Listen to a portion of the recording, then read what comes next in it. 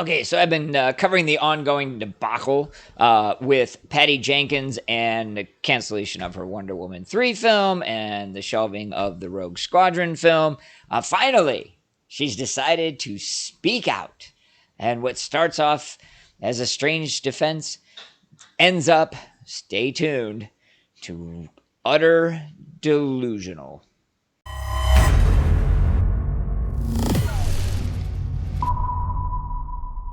All right, buckle up, kiddies. Here we go. This is all done via Twitter. Yeah, that's that's the vehicle for notifying the world. Anyway, she starts out, sigh, dot, dot, dot. I'm not one to talk about private career matters, but I will not allow inaccuracies to continue. Here are the facts. Okay, so here's the facts, says she sees them. I originally left Rogue Squadron after a long and productive development process. When it became clear I couldn't happen soon enough, and I did not want to delay Wonder Woman 3 any further. When I did, Lucasfilm asked me to consider coming back to Rogue Squadron after Wonder Woman 3, which I was honored to do, so I agreed. They made a new deal with me. In fact, before we go on, that's all been pretty well confirmed. Actually, that was pretty well known, that she simply was too busy on Wonder Woman 3 to do Rogue Squadron, so they just delayed it. It was covered in the previous video. So far, we're on track. In fact, I am still on it, referencing Rogue Squadron, and that project has been in active development ever since. Interesting, considering everything else says it's shelved, but her next sentence, I don't know if it will happen or not. Really. We never do until the development process is complete, but I look forward to its potential ahead. Okay, so a couple things to decompress there. One, fully admit I don't understand the ins and outs of Hollywood and how the studio system works. Operating on the idea that she's telling the truth. Perhaps films that are in development don't actually get greenlit until the development process is complete. We often hear terms like Project XYZ has been greenlit without any word of it being in development. So who knows? I don't really have the authority to say whether her statement is accurate or not. Saying that I don't know if it will happen might be a better indicator. Plus, there's been separate reports that it has been shelved. Either way, she really starts to dive into it. When there started being backlash about Wonder Woman 3 not happening, well, no, there wasn't backlash. It was actually joy and general reporting. So here we go. Get out of the bubble. The attractive clickbait false story that it was me that killed it or walked away started to spread. Well, originally, to be fair, the coverage and the reporting was that she was told they were not moving forward with the project at all. Then it was, the script she turned in was bad. The final reporting was that Patty Jenkins was refusing to make changes and alterations, and that was sort of after the fact. I didn't even do a video on that as I paid little attention to it. The important and salient facts are that someone at the studio, for some reason or another, decided not to move forward with Wonder Woman 3. Now, Patty Jenkins, as director and writer, bears the responsibility for why that did not move ahead after she turned in what she was proposing to do for them. That's the facts. So it isn't that she walked away or that she killed it. That was not the rumor. The facts were the studio didn't want to do it. Nonetheless, this simply is not true. I never walked away. I was open to considering anything asked of me. Now, again, this is in reference to the rumors that she was uncooperative, unsubstantiated, can't talk to that. It was my understanding there was nothing I could do to move anything forward at this time. DC is obviously buried in changes they're having to make, so I understand these decisions are difficult right now.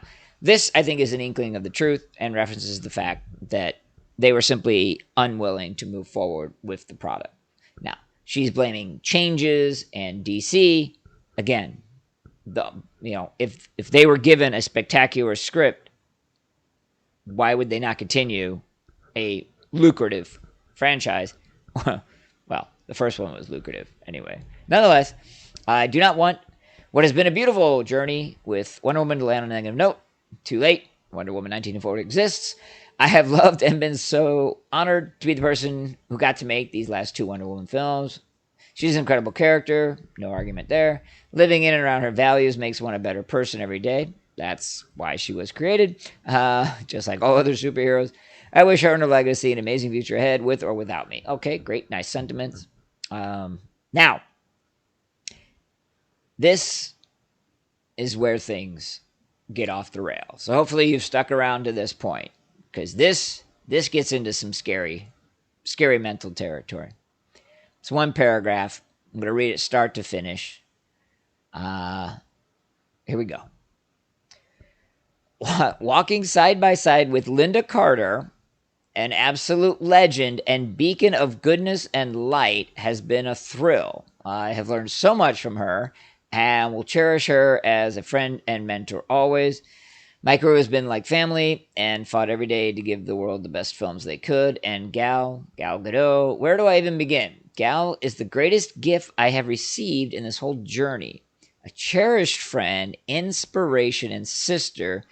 There are no words I can use to convey how magical she is. She is the walking embodiment of Wonder Woman in real life and a better person than the world can imagine. Never once in the millions of moments I have spent with her did I see anything less. She is a gift to this world, and even more so to me. And she goes on to thank the fans as an afterthought, blah, blah, blah.